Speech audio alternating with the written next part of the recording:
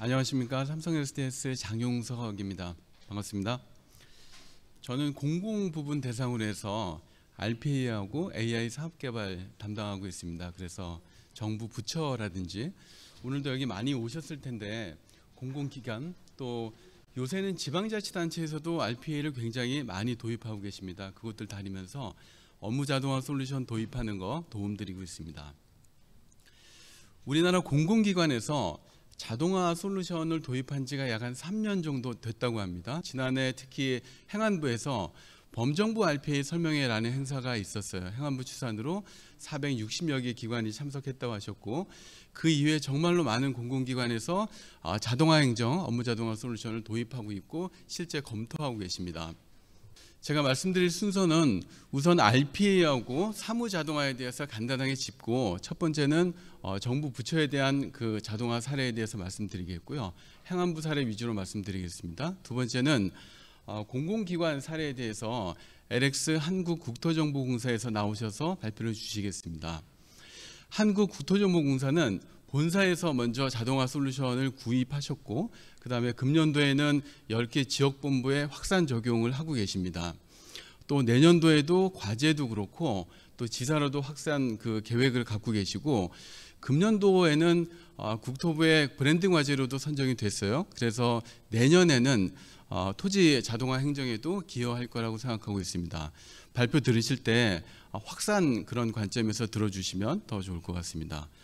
세 번째는 지방자치단체 사례에 대해서 유성구청에서 나와서 발표를 주실 거고요. 유성구청은 21년도부터 자동화를 운영하시고 22년, 23년 또 계속 내년도도 확산 적용하고 있습니다. 발표 들으실 때 초기에는 어떤 과제를 활용해서 자동화를 운영하고 계시고, 그게 이제 해가 거듭될수록 어떤 과제로 발전을 하는지 들어주시면 되겠습니다. 오늘 제가 발표를 드릴 때 사례 위주로 말씀드릴 거거든요. 그동안 삼성 SDS가 저희가 갖고 있는 솔루션에 대해서는 굉장히 여러 차례 말씀드린 바가 있었어요. 그래서 오늘은 그것보다는 그럼 삼성 SDS 솔루션을 써서 어떤 공공기관이 자동화를 운영하고 계시고 어떤 과제에 적용하고 계시고, 그래서 효과는 또 어떻게 보고 계시고, 내년도 그 이후 연도에는 어떻게 기술 로드맵을 가져가고 있는지 위주로 말씀드리겠습니다. 네, RPA 솔루션은 다 알고 계시는 거잖아요. 로보틱 프로세스 오토메이션의 이니셜이고, 우리말로 하면 업무 자동화 솔루션 정도 얘기할 수 있습니다. RPA뿐만이 아니고 AI 솔루션들이 도입이 되고 이렇게 얘기되는 그 기저에는 이런 변화의 동인들이 있어요. 생산 인구도 감소하고 주 52시간제라든지 또 내지는 언택트 환경, 이런 것들이 있다고 볼 수가 있는데, 그 아래에는 역시 AI 기술의 발전이 단단하게 포진하고 있다, 이렇게 볼 수 있겠습니다. R&R 측면에서 말씀드리면, 일단 그간의 사람이 했던 일 중에서 단순하고 반복적인 업무들, 또 룰 베이스에 표준화된 프로세스가 있는 업무들, 마지막으로 정형 데이터를 쓰는 업무들, 이런 것들은 이제 RPA한테 맡길 수 있을 것 같아요. 그동안에 그런 업무들은 사람이 이제는 하지 않고 본연의 업무들, 또 고부가가치 업무들, 고민도 하고 판단도 해야 되는 업무들, 그런 거에 사람은 집중하시면 되겠습니다. 사무 자동화 측면에서 또 말씀드리면 크게 두 축으로 이렇게 보시면 될 것 같고요. 하나는 더 쉽고 똑똑하게 자동화를 하는 방안이 어떤 게 있을까? 또 하나 축은 더 광범위한 범위에서 더 난해한 프로세스를 어떻게 자동화할 수 있을까? 이렇게 보시면 될 것 같고요.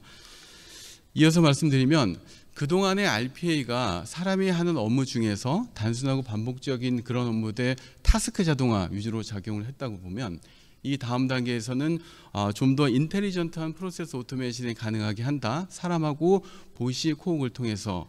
그래서 이 단계에서는 프로세스 간의 플랫폼을 통해서 E2E 자동화도 가능하다, 이렇게 볼 수 있겠습니다. 역시 마지막 단계는 커그니티브 오토메이션 단계가 될 거고요. 이 단계에서는 AI 기술도 조금 더 발전을 하고 커그니티브 기술도 발전을 해서 학습 기반의 뭔가 그 자동 수행의 영역까지 발전을 할 것이다, 이렇게 보고 있습니다. 네, 정부 부처 사례에 대해서 본격적으로 말씀드릴 거고요. 지난해 2개 정부 부처에서 업무 자동화 솔루션에 대해서 지원 사업을 했었습니다. 하나가 과기정통부에서 진행을 했었고, 하나가 오늘 이제 말씀드릴 행안부에서 지원을 했었습니다. 근데 이제 행안부보다는 과기정통부 사례가 조금 더 많았어요. 예산도 크고 공공기관의 수도 많긴 했었는데, 저희 삼성 SDS도 4개 기관에 같이 사업을 참여하고 있긴 한데 아직 끝나지 않았어요. 그래서 과기정통부 사례는 아마 내년 이런 발표 자리에서 말씀드릴 수 있을 것 같고, 오늘은 행안부 사례 위주로 말씀을 드리겠습니다. 지난해 행안부에서 6개 범정부 부처를 대상으로 해서 지원 사업을 했습니다. 7개 과제 공모를 받았고, 보시는 것처럼 과기정통부부터 국세, 관세, 조달, 통계, 그리고 인사혁신처까지 이렇게 진행을 했습니다. 그중에서 2개 사례에 대해서 말씀을 드리면 좋을 것 같습니다. 과기정통부 우정사업본부에서는 법원이나 검찰청으로부터 개인의 금융거래 내역에 대해서 요청을 받으면 데이터를 넘겨줘야 돼요. 그런데 이제 내부 시스템을 통해서 그런 데이터를 확인할 수는 있어요. 그런데 데이터를 넘겨주는 방식을 보면 그림에서 보시는 것처럼 내부 시스템에서 데이터를 가지고 와서 온나라 시스템을 통해서 메뉴 검색을 통해서 가장 오른쪽에 보이는 기한문 형식으로 자료를 제출하게 되어 있습니다. 기한문 가만히 보시면 빨갛게 되어 있는 부분들 보이시잖아요. 거기가 요청받은 건에 대해서 한 번 한 번 이렇게 데이터가 바뀌는 부분들이고, 나머지는 그대로 똑같은 데이터가 전달되게 되어 있어요. 가만히 생각해 보면 이거 RPA가 적용할 수 있는 업무 같잖아요. 21년도 기준으로 보면 2만 1,000건 정도가 있었어요. 그러면 공문이 2만 1,000번 갔다는 거고, 22년도에는 더 많은 건수가 있었어요. 그래서 이 업무를 자동화를 했습니다. 프로세스는 보시는 것처럼 기존의 내부 시스템을 통해서 개인의 금융거래 내역에 대한 정보를 가지고 올 수 있습니다. 근데 물론 이 부분도 RPA가 진행할 수 있어요. 근데 이제 그 민감 데이터가 많이 있기 때문에 사람이 진행을 하셨고, 금융거래 내역에 대해서 데이터를 가지고 와서 임시 폴더를 만들어 놓으면 그 다음부터 RPA가 이제 일을 진행합니다. 백업 폴더 만들고, 그 다음에 행정 포털에 로그인해서 온라인 시스템으로 들어가서 문서 메뉴를 통해서 공문을 만들어서 지원해 주는 거 자동화로 지원했습니다. 조달청 사례에 대해서 하나 더 말씀드리면 좋을 것 같고요. 우리나라 공공기관에서는 공사 원가 계산서에 대한 의뢰를 조달청한테 하게 돼 있어요. 그러면 수요기관 입장에서 이렇게 보면 내가 요청하는 한 건만 생각하면 되는데, 조달청에서 반대로 생각해 보면 얼마나 많은 수요기관이 나한테 언제 요청할지 모르잖아요. 그러면 항상 나라장터 EDI 시스템에 들어가서 한 건 한 건 언제 오는지 모니터링을 할 수밖에 없어요. 그래서 모니터링해서 조회된 건수가 있으면 그 데이터를 가지고 와서 뭔가 담당자한테 일을 시키고, 그 다음에 그 데이터가 다시 나라장터에 들어가는 게 아니고 공사 원가 계산서라고 하는 다른 시스템에 입력하게 돼 있어요. 그래서 이 부분도 RPA를 통해서 자동화했습니다. 프로세스는 이 정도로 구성이 되어 있고요. 제가 말씀을 드리면 이제 이해되실 텐데 이게 와닿지는 않으시잖아요. 그래서 제가 동영상으로 좀 준비했고, 동영상 보시면서 같이 한번 확인해 보겠습니다. 네, 시설공사 원가관리 업무에 대해서 사례를 만들어줬고요. 전체 9개 프로세스 중에서 1번하고 3번 프로세스에 대해서 자동화를 구현했습니다. 나머지도 금년도에 또 구축 계획하고 있습니다. 1번하고 3번 프로세스에 대해서 말씀드리는 거고요. 네, 이제 자동화가 시작됐어요. 나라장터 EDI 시스템에 들어가서 RPA가 로그인하고 들어가서 나한테 의뢰된 건이 있는지 없는지를 확인합니다. 확인하고 건수가 없으면 그냥 나오는 거예요. 그런데 확인한 데이터가 있으면 가지고 나와서, 조금 전에 엑셀 보셨죠? 그 엑셀로 데이터를 가지고 옵니다. 그래서 엑셀에는 기본적인 기준 데이터를 가지고 있어요. 공정이라든지 규모에 대한 데이터도 갖고 있거든요. 그래서 엑셀로 데이터를 가지고 와서 공정이라든지 규모 데이터를 비교해서 담당자를 정하고, 그 담당자에 대한 정보를 나라장터 EDI 시스템에 들어가서 다시 입력하게 되어 있어요. RPA는 특징이 뭐냐면 항상 자기가 한 일을 사람한테 보고하게 되어 있습니다. 이 경우에는 담당자가 어사인 됐을 거잖아요. 그 담당자한테 당신의 어떠한 요구권에 대해서 담당자로 어사인 됐습니다라고 하는 것을 보고하게 되어 있어요. 네, 지금 메일 시스템에 들어왔죠. 그래서 담당자한테 어떤 그 조회권에 대해서 담당자가 어사인 됐습니다, 이렇게 메일을 줍니다. 그러면 이제부터 담당자가 내 업무, 본연의 업무를 진행할 수 있습니다. 지금 담당자가 자기 업무를 진행하는 거고, 그래서 내 업무를 마치고 공사 원가 계산에 필요한 기본 데이터를 만들어주면 다시 RPA한테 가서 메일로 보내줘요. 그러면 RPA가 메일 검색을 통해서 나한테 다시 공사 원가 계산서가 있는지 없는지 확인하고 없으면 나오고 있으면 그 데이터를 가지고 와서 지금 공사 원가 계산서 시스템에 들어가 있어요. 이거는 이제 나라장터하고 다른 시스템이잖아요. 이 시스템에 들어가서 하나씩 정보를 입력하게 되어 있습니다. 이 단계에서는 첨부 파일도 붙이게 되어 있거든요. 첨부 파일을 붙이면 그 검증하는 시간이 조금 들어가게 돼 있어요. 그 검증 시간까지 기다렸다가 자기 프로세스를 완료하게 돼 있어요. 아까도 말씀드렸지만 RPA는 내가 한 업무를 항상 사람한테 보고하게 돼 있어요. 지금 메일 시스템으로 들어왔죠. 다시 들어와서 자기가 조금 전에 한 업무들 공사 원가 계산 시스템에다가 몇 시에 이런 업무를 완료했습니다라고 보고를 하고 프로세스를 마무리하게 돼 있습니다. 한번 얘기 들어보시니까 내 업무에도 이렇게 적용하면 좋겠다 이렇게 이제 느낌이 있으시잖아요. 지금 건수가 많으니까 계속 이제 진행을 하고 있고 곧이어 이제 마칠 겁니다. 네. 우리나라 공공기관에서 업무자동화 시스템이 도입되는 게 한 3년 정도 전이라고 했어요. 그런데 최근 3년 기간 동안에 이렇게 많은 공공기관들이 RPA를 적용하고 업무자동화를 운영하고 있습니다. 앞으로 3년 후를 한번 생각해 보면 거의 모든 공공기관에서 모든 업무에 적용하지 않을까 이렇게 판단하고 있습니다. 자동화 행정 구현하시는 거 더 이상 미루시면 안 될 것 같고요. 저희 삼성 SDS가 온프레미스 환경뿐만 아니고 클라우드 환경에서도 여러분들의 하이퍼 오토메이션 나아가서 커그니티브 오토메이션까지 아주 성실하게 지원하도록 하겠습니다. 이어서 LX 한국국토정보공사에서 나오셔서 공공기관 사례에 대해서 유영주 과장님이 발표해 주시겠습니다.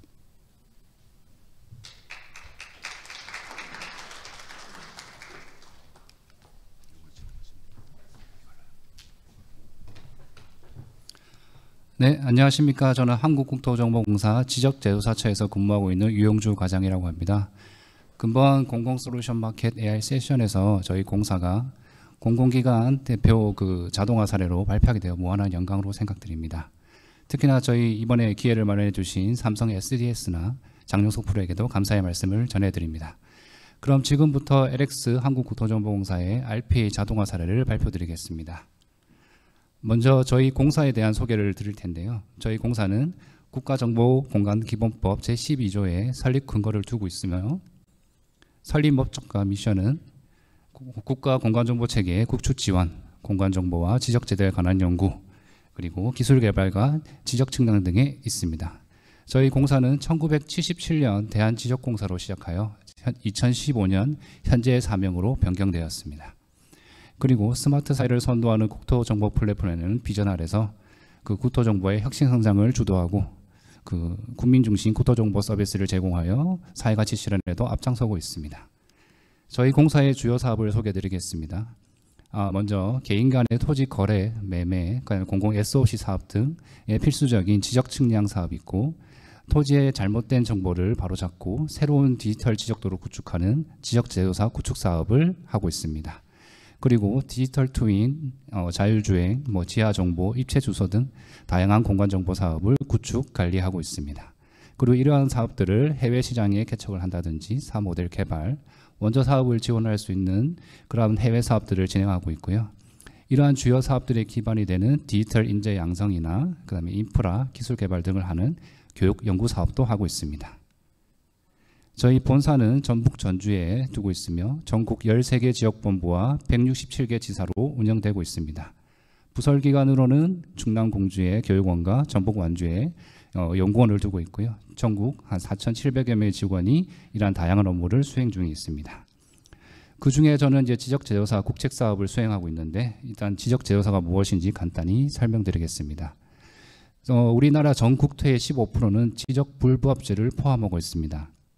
여기서 지적불부합지란 국가가 관리하고 있는 지적도면이 토지의 현실 경계가 맞지가 않아서 불일치 않은 토지를 뜻합니다.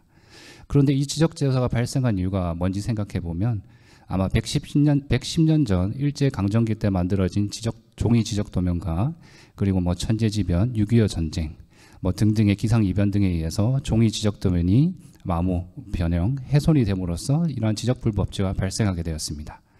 이런 불법지로 인해 국민들은 경계 분쟁이나 소송이나 이런 다양한 비용들이 손해를 보게 됐었고 토지 행정적으로도 낭비를 보고 있었습니다. 그래서 국토부는 2012년부터 2030년까지 국비 1조 3천억을 들여서 이런 잘못된 지적 정보를 바로잡고 종이 지적 도면을 고품질 디지털 지적도로 전환 구축하는 사업을 진행하게 되었습니다. 추진 조직으로는 사업을 총괄 운영 기획하는 국토부 지적재조사기획단과 각 시도의 지적재조사 지원단, 그리고 그 시군구별로 지적재조사 추진단, 저희 공사는 사업의 책임 수행권으로서 정부 목표를 달성하기 위해 세계적인 사업 관리나 사업 가속화, 그리고 민간 산업 활성화 지원, 기술 개발 등을 노력을 추진하고 있습니다. 그런데 왜 지적재조사 분야에 RPA를 도입해야 되는지 궁금하실 텐데요. 아무래도 저희 지적재조사가 어떻게 구성이 되어 있냐면 현장 측량, 토지 현황 조사, 그리고 새로운 경계 설정을 하기 위해서 조정, 협의, 설정에 대한 절차를 거치게 되는데 이러한 업무가 너무 장기간 걸리다 보니까 일하는 방식에 변화가 필요하게 되었습니다. 그리고 각종 규정에 대해 있는 성과분이나 업무에 진행하는 절차물에 의해서 이러한 많은 사람과 인력이 투입됐기 때문에 이러한 인력과 시간을 전략하여서 고부가 가치 업무인 경계 설정이나 협의 업무에 투입하고 생산성이나 효율성을 향상하기 위해서 저희 NX에 RPA를 도입하게 되었습니다. 특히나 저희 지적 분야나 그 지적 도면을 활용해서 이제 RPA를 활용하는 경우는 최초였기 때문에 좀 더 뜻이 있었고요. 그래서 지금 이 RPA를 도입할 때 초반에는 많은 허들도 있었습니다. 그래서 저희는 2021년에 저희 연구원의 선행 연구를 통해서 이 RPA가 과연 지적 분야에 실현 가능한가, 도입이 타당한가를 검토하였고 2022년에 지적재조사 분야에 시범적으로 먼저 도입하고 그리고 이러한 성과들을 국토부, 지자체, 저희 LX 간의 성과 공유를 통해서 공감대를 형성했습니다. 그러한 결과로 저희 2023년에는 국토부 브랜드 과제로 지정돼서 추진하게 되었고 올해 같은 경우에는 특히 지적재조사 분야 외에 공간정보나 토지행정 분야에도 자동화 영역을 확산하고 있는 중입니다. 그럼 이런 그 지적 관련된 RPA를 과제를 선정하기 위한 기준과 프로세스에 대해서 설명드리겠습니다. 프로세스는 총 4단계로 구성되는데 첫 번째 단계로서는 저희 업무 프로세스 전체와 그다음에 규정, 그다음에 성과물을 종합 검토 분석하고 그다음에 현업에 있는 실무자를 직접 인터뷰를 하고서 수요 조사를 했었습니다. 그런 수요 조사를 통해서 과제를 수집하고 풀을 구성하고 RPA가 적용했을 때 적정성과 효과성을 검토한 후에 우선순위를 선정하였습니다. 지금까지 과정은 거의 다 비슷할 텐데요. 그중에 좀 특이했던 부분은 저희는 제 생각에는 그런 생각을 했었습니다. 그러면 개별 과제별로 현업 실무자의 책임 1인 PM제를 운영하면 어떨까? 아무래도 현업에서 알고 있는 과제들은 그 실무자들이 가장 알기 때문에 그 필요한 과제를 개발하기 위해서 그런 PM제를 도입하게 되었고 그리고 저희 지적, 정보화, 공간정보 다양한 관련 부서에서 협업 TF를 구성하여서 이 시나리오를 설계, 개발, 검토하게 되었습니다. 그리고 과제를 이제 선정하고 개발하기 위해 객관적인 선정 기준도 마련했는데요. 아무래도 이 업무가 과연 규칙적이고 전형화되어 있는가, 그리고 많은 인력과 시간이 얼마나 소요되고 있는가, 이러한 다양한 부분을 검토를 해서 과제를 개발하기 시작했습니다. 지금 보시는 장표는 지적재조사의 전체 업무 프로세스를 보시고 계시는데요. 이 중에서 파랗게 표시된 이제 부분이 저희가 이번에 2022년에 개발된 과제와 2023년에 개발 추진 중인 과제가 적용된 공정입니다. 앞으로는 이 외의 공정과 세부적인 영역, 비공식적 업무 영역에도 이런 알파 기제를 더 발굴하고 개발할 예정입니다. 그래서 저희가 2022년에 이제 6개 과제를 시범적으로 개발하고 그 다음부터는 올해부터는 4가지 영역으로 좀 과제 영역을 확산하고 있습니다. 첫 번째는 측량 성과 처리 부분입니다. 이 부분은 저희 현업 실무자가 가장 필요로 하는 부분인데 아무래도 우리 측량과 도면 제작이 가장 필수적인 기초 측량, 기준점 측량 업무와 드론을 활용한 측량 성과 작성 업무, 그다음에 경계 설정 협의를 위해 필요한 대비도 업무, 마지막 최종 성과물인 지적제조사 측량부 작성 업무 등 총 11가지 업무를 개발하였습니다. 두 번째는 행정처리 분야입니다. 저희 공사의 내부망과 외부망을 동시에 활용해서 민간 측량업자가 이제 우리한테 공사에게 질의 이제 뭐 요청이 왔던 그 공문들을 최종 검토 결과를 저희 내부방에서 외부방으로 옮겨서 이제 메일을 자동으로 발송하는 업무를 개발하였습니다. 세 번째는 공간정보 분야입니다. 이거는 올해 새롭게 이제 시도되고 있는 과제인데 이건 부서 간 협업 과제로 시도됐던 과제입니다. 드론 촬영을 통해서 얻어진 이러한 데이터를 GIS 툴을 활용해서 전국 드론맵 제작을 작성하는 자동화 업무 사례입니다. 마지막으로는 토지 행정 분야입니다. 이번에 아까 말씀드렸다시피 국토부의 브랜드 과제로 지정돼서 추진되고 있고요. 충북 음성군청의 토지 등기부 관련 행정 분야 자동화 사례를 발굴해서 지금 현재 개발 추진 중에 있습니다. 그래서 지금 우리 제조사에 그 관련된 각종 규정과 성과물에 40여 가지가 있는데 이제 그 중에 14종을 개발해서 약 35% 자동화 실현을 하고 있고요. 이에 관련된 다양한 총량 소프트웨어와 그다음에 행정 시스템 그리고 뭐 오피스 툴이나 웹사이트를 활용해서 개발을 과제하였습니다. 저희 지적제조사는 한 해 평균 약 800개 전국의 800개 사업지구를 수행하고 있습니다. 그리고 400명의 수행 직원과 RPA가 콜라보를 해서 22년 개발 과제를 적용했을 때 기준 약 5만 3천의 이제 시간을 절감하게 되었고 이런 비용적인 가치를 환산했을 때 약 15억 원의 절감하는 효과를 볼 수 있다고 판단했습니다.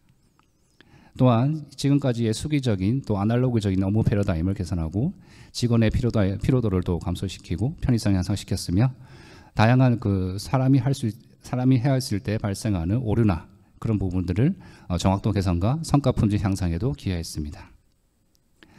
대표적인 사례들이 많은데 그 중에서 가장 좀 특이했던 사례가 한다면 이건 정식적인 산출물은 아니지만 저희가 새로운 경계를 설정하고 지적 도면을 만들려면 이게 토지 소유자랑 LX랑 지자체가 수많은 절차와 이제 조정과 협의 절차를 거치게 되는데 이 부분에 대해서 기존 지적 도면과 그다음에 새롭게 측량한 성과로 만들어진 도면을 드론 영상이나 위성 영상과 중첩된 비교 도면을 만들고 그거를 변경 이력 관리를 할 수 있는 조서 작성 업무를 동시에 할 수 있는 과제를 개발하였습니다.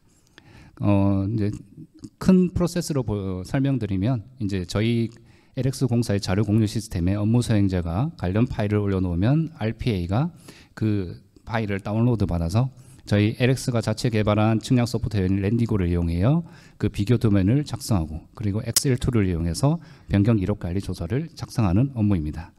그래서 마지막 그 결과값을 다시 한번 자료 공유 시스템에 각 지역 본부 담당자 폴더에 올려놓고 사내 메신저를 통해서 그 담당자에게 그 결과값을 제공하는 프로세스입니다.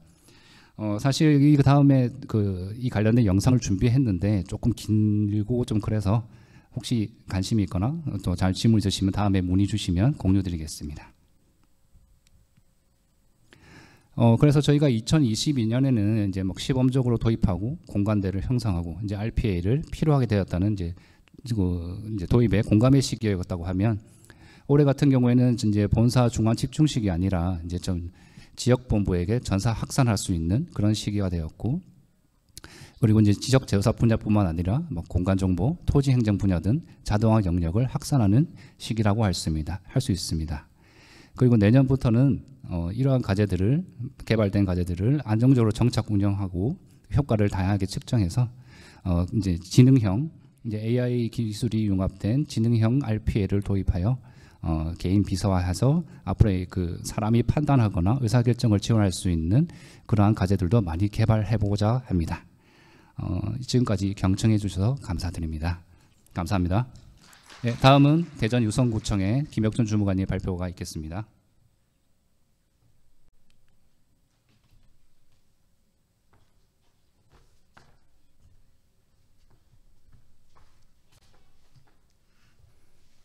네, 안녕하세요. 대전 유성구청 미래전략과 김혁준 주무관입니다. 네. 시간이 많이 없는 것 같아서 빨리 진행하도록 하겠습니다. 저희 유성구는 카이스트, 대덕 연구개발 특구와 같은 풍부한 과학 자원을 보유하고 있는 교육과학의 도시라고 할 수 있습니다. 왼쪽에 보이시는 게 저희 구의 구정 비전인데 스마트시티 테스트베드 조성, 디지털 대전환 선도, 데이터 중심 과학행정 구현, 인공지능 정책 서비스 개발과 같은 과학과 디지털 중심의 정책이 많이 추진되고 있는 것을 보실 수 있습니다. 그래서 저희는 공무원의 인식을 개선하고 행정의 디지털 전환을 추진하기 위해서 자체적으로 디지털 정책학교라든지 디지털 클리닉과 같은 사업들을 운영을 하고 있고, 이러한 과정에서 업무 자동화가 우리에게 필요하다고 생각을 해서 도입을 하게 되었습니다. 사진으로 보이시는 거는 저희가 이제 처음 도입했을 때 보도자료가 나갔던 것들이고, 이때 보도자료가 많이 나가서 지금 다른 지자체에서도 유성구에 RPA에 대한 문의가 많이 오고 있습니다. 그리고 여기 또 로봇 직원이라고 얘기를 하고 있는데요. 단순히 그냥 운영 프로그램으로만 보지 않고 서무봇, 세무봇, 감사봇 같은 이름을 붙여서 자료도 하나씩 내주고, 그리고 그 각각의 프로그램을 이용할 수 있는 권한을 부여해서 실제 도움이 되게 자동화를 진행하고 있습니다. 다음은 유성구의 업무 자동화 추진 현황인데요. 일단 21년도에 서무 업무 자동화 3건을 도입해서 RPA의 기반을 확보하고 22년도에 RPA의 업무를 더욱 확산하게 되었습니다. 당직 근무 안내라든가 문서 배부 같은 거는 저희가 좀 자체적으로 발굴을 해서 개발을 의뢰하게 된 사업이고, 자동차 체납 압류 해제 같은 경우는 저희가 이제 RPA에 관심이 많다 보니까 상반기 디지털 정책학교 운영을 통해서 도출해낸 과제입니다. 그리고 올해도 더욱 확산하기 위해서 과제 3가지를 또 추가로 도입을 하기로 하였는데, 위에 보이시는 취득세 관련 2건도 부서의 이제 요구에 따라서 도입을 하기로 결정을 했고, 맨 아래 출장비 부정수급 여부 확인 같은 경우는 작년 말에 전 직원을 대상으로 RPA 공모전을 시행해서 가장 우수한 사례로 뽑힌 사례라서 도입을 하게 되었습니다. 지금 보이시는 화면이 저희가 이제 운영을 하고 있거나 앞으로 운영 예정인 사업들인데요. 보시다시피 21년도에는 좀 단순한 사업들 위주입니다. 급량비라든가 출장비, 추가 근무 수당 같은 거를 매달 이제 부서의 서무라고 불리는 직원들이 매월 초에 그 지난달에 직원들이 근무한 내역을 직접 조회를 해서 일일이 계산을 해서 이제 수당을 지급을 하게 되는데, 이것을 이제 서무봇이라고 아까 불렀던 RPA 봇이 일괄 처리해서 담당자들에게 메일을 보내줘서 그런 좀 자잘한 계산과 업무 시간을 줄여주고 있습니다. 그리고 22년에는 당직 근무 안내 전자우편 발송을 먼저 도입을 하게 됐는데, 이것은 저희 이제 구청 당직자들에 대해서 운영지원과에서 당직 명령부를 조회하고 그다음에 당직에 대한 안내사항을 이제 보내주게 되는데, 이게 하루에 한 10분 정도 담당자 입장에서는 걸리는 업무이지만 매일 하려면 또 신경이 쓰이고, 내가 중요한 다른 일을 해야 될 때 이게 좀 잊어버릴 수도 있는 업무인데 로봇으로 자동화를 함으로써 빼놓지 않고 할 수 있고, 담당자도 자기 업무를 놓치지 않게 되어서 많이 만족을 하고 있는 업무입니다. 문서 배부에 대해서는 다음 장에서 설명을 좀 드리기로 하고요.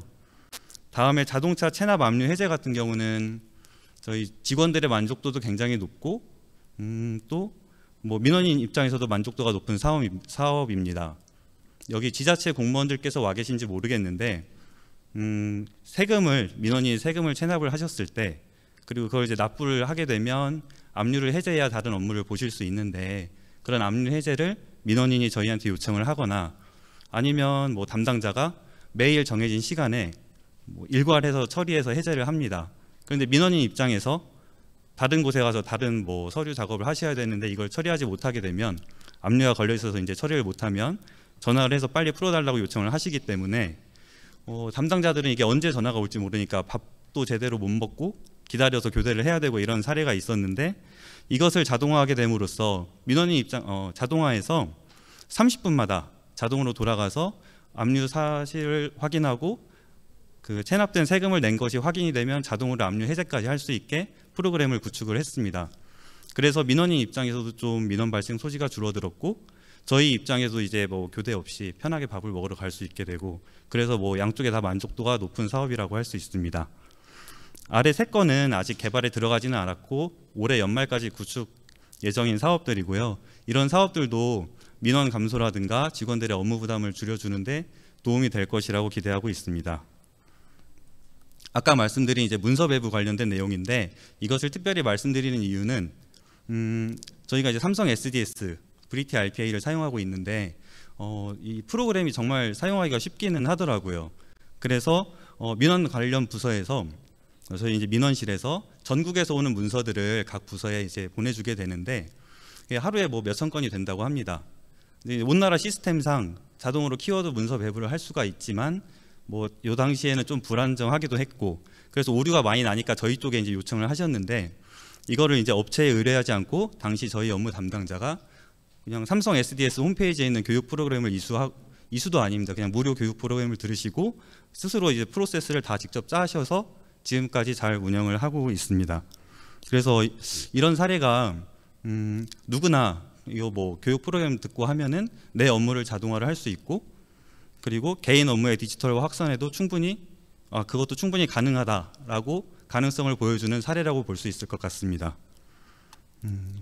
업무 자동화 적용 효과 슬라이드는 아까 보셨던 거랑 비슷한 내용이니까 넘어가겠습니다.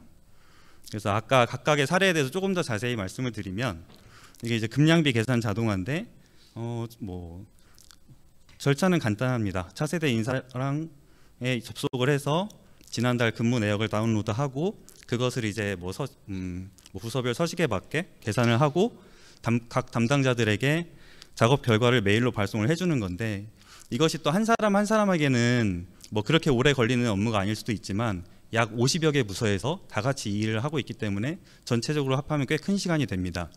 이것을 서무봇을 도입을 함으로써 저희가 그냥 매월 초에 하루 몇 시간, 한두 시간 돌림으로써 한 50여 명 정도 되는 인력들이 다른 일을 더 할 수 있게 시간을 줄 수 있다는 점에서 좋은 사례라고 생각을 합니다.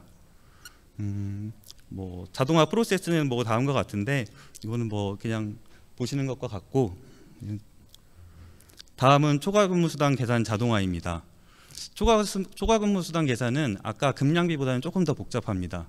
직급별로도 초과근무수당 단가가 다르기도 하고 뭐 평일에 근무하는지 주말에 근무하는지 얘기도 다르고 지금 화면에 보이시는 것들이 뭐 색깔이 있는 엑셀 파일은 아마 직급별 단가가 나와 있는 것 같고 뭐 이렇게 확인할 게 많다라는 게 보여지는 건데요. 이것도 마찬가지로 이제 RPA를 통해 자동화함으로써 뭐 계산된 결과를 각 부서 담당자들에게 메일로 보내주고 있습니다. 뭐 프로세스는 아까 앞에 것과 비슷하고요. 또 마지막으로 이제 말씀드릴 게 이 자동차 체납 압류 해제인데요. 아까 말씀드렸다시피 지방세 프로그램에 접속을 해서 뭐 압류 대상자를 한번 조회하고 저희 온 나라 시스템 상에서 이제 체납된 세금을 납부한 게 확인이 되면 압류 해제 처리까지 자동으로 해줍니다. 말씀드린 듯이 매 30분마다 프로그램이 돌아가기 때문에 민원 감소에 굉장히 큰 기여를 하고 있습니다. 이 프로세스도 넘어가겠습니다. 그래서 마지막인데요. 저희 유성구는 어떻게 보면 되게 선도적으로 RPA를 도입한 지자체라고 봅니다. 그래서 다른 지자체에서 항상 문의도 많이 있고 저희가 많이 설명도 드리고 있는데요. 더 중요한 거는 저희가 그렇게 한번 선도적으로 도입해서 일회성으로 뭐 RPA를 추진하는 데 그치지 않고 지속적으로 사업을 발굴하고 확산해 나가는 데 있다고 생각을 합니다. 21년도에 도입을 한 이래 22년도에 조금 더 확산하고 올해는 지금 보시는 화면상 2단계 정도 보다 더 복잡하고 어려운 업무에 대해서 RPA를 적용하고 있다고 생각을 하고요. 더 한 걸음 나아가서는 인공지능을 기반으로 해서 이를 더 고도화해서 진정한 어떤 이제 인공지능 기반 업무 자동화를 이뤄내는 게 저희 유성구가 뭐 그리는 RPA의 미래라고 할 수 있겠습니다. 네, 긴 시간 들어주셔서 감사합니다.